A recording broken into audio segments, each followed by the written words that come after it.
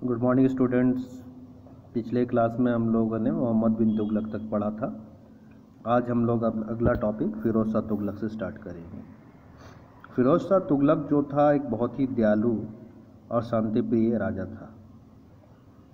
उसने बहुत सारी पॉलिसीज़ अपनाई जिसका फ़ायदा नोबल्स को मिला। The army and the ulema of Firoz Shah Tughlaq regime is especially remembered for various public welfare schemes. He established new towns, educational centers and hospitals, etc. जैसा कि मैंने पहले बताया कि ये एक बहुत ही दयालु राजा था, तो इसका जो दौर है या इसका जो शासन है वो पब्लिक वेलफेयर स्कीम्स के लिए याद किया जाता है।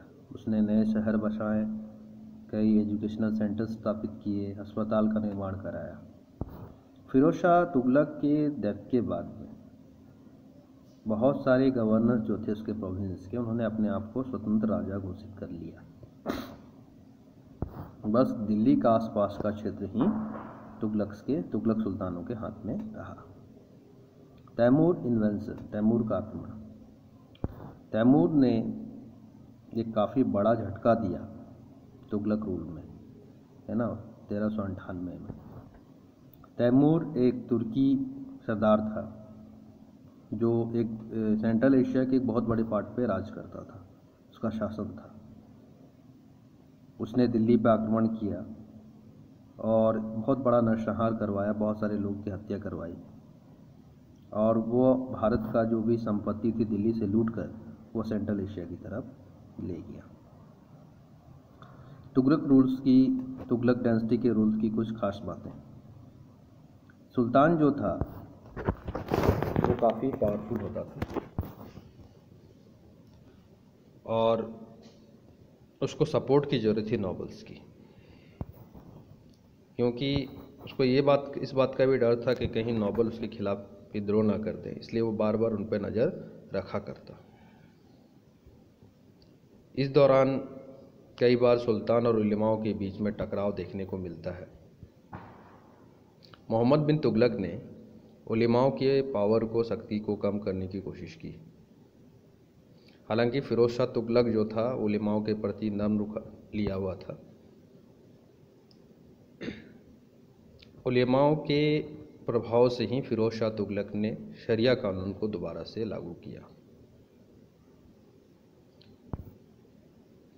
When the ulema termed Muhammad bin Tughlaq rule as un-Islamic, he issued coin in the name of Khalifa. जब मोहम्मद बिन तुगलक के शासन को उलेमाओं ने गैर इस्लामी घोषित कर दिया तो उसने क्या किया कि उसने खलीफा के नाम से सिक्के जारी कर दिए और उसने ये सजेस्ट किया और लोगों को ये बताया कि वह खलीफा के निर्देश अनुसार ही शासन चला रहा है। लेकिन मोहम्मद बिन तुगलक और Firoz Shah Tughlaq received the authority rule from Khalifa. This gave a religious legal scarcity to their rule. उन्होंने अपने शासन चलाने के लिए खलीफा से जो है आदेश पत्र हासिल किया जिससे उनको धार्मिक संरक्षण प्राप्त हुआ। नोबेल्टी जो थी इस दौर की वो बहुत पावरफुल ग्रुप होता था। ये मेनली तुर्क और अफ़गान मूल के हुआ करते थे। The ruler often gave he high post to the slaves. और इस दौरान पे ऐसा देखा गया कि जो शासक थे कभी कभी अपने गुलामों को भी ऊंची पदवी दे दिया करते। कुछ तो गवर्नर और मिलिट्री कमांडर तक होते थे जो कि गुलाम होते थे। इब्न बतूता और अल बरूनी ने भी इसके बारे में मेंशन किया है। इस दौरान 4 डिपार्टमेंट थे जिनको पिलर ऑफ एडमिनिस्ट्रेशन कहा जाता है। सबसे पहला है दीवान विजारत जो फाइनेंस से रिलेटेड था।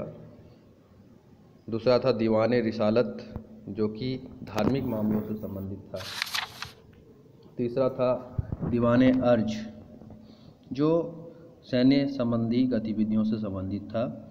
चौथा था दीवान इंसा जो राजशाही से रिलेटेड राजपाट से रिलेटेड संस्था हुआ करती थी।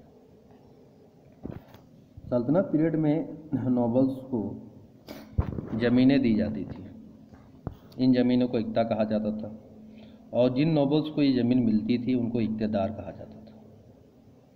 ये वो किसानों से, अपने इक्ते से किसानों से वो क्या करते, कर वसूलते, और इस पैसे का इस्तेमाल वो खुद को मेंटेन करने के लिए, अपनी पारिवारिक जो आवश्यकताओं को पूरा करने के लिए, और उन सिपाहियों को वेतन देने के लिए क्या करते जो उसके नीचे काम करते।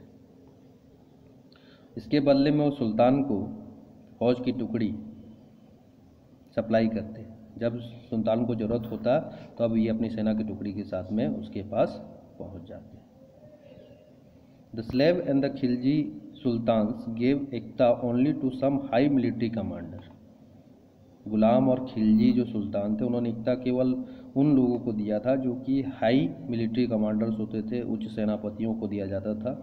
बड़े पद में रहने वाले अधिकारियों को ही इक्ता दिया जाता था।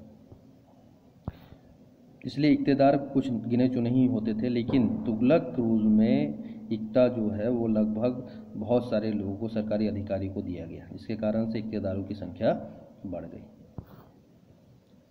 सुल्तान ने इक्तेदारों को के ऊपर नज़र रखना का शुरू किया ताकि इक्तेदार जो है किसानों से आवश्यकता से अधिक टैक्स ना ले सके, और साथ में इस बात का भी ध्यान रखा कि वो जितनी आवश्यकता है उतनी मात्रा में वो फौज रखें, ताकि युद्ध के समय में आवश्यकता पड़ने पर उनके पास में, सुल्तान के पास में फौज की कमी ना हो। आज के लिए इतना ही। कल हम लोग सैयद और लोदी डायनेस्टी के बारे में पढ़ेंगे।